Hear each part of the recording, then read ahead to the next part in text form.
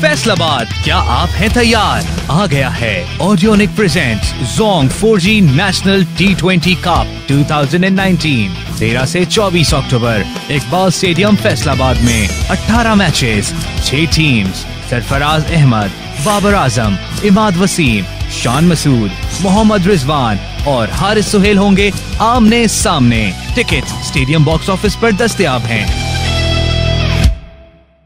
बिस्मिल्लाहिर्रहमानिर्रहीम, अस्सलाम वालेकुम नाज़रीन। नेशनल T20 चैंपियनशिप के एक मैच में खुशदिल शाह की नाकाबिल शिकस्त और धुआंधार इनिंग्स ने मैच का पांसा ही पलट दिया।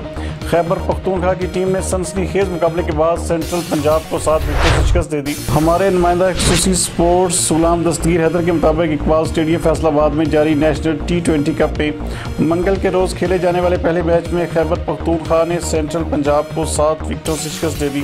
खैबर पख्तूनख्वा की जानिब से फ़खर जमान ने जारहाना बैटिंग का मुजाहरा करते हुए नाकाबिल शिकस्त 82 रन स्कोर किए।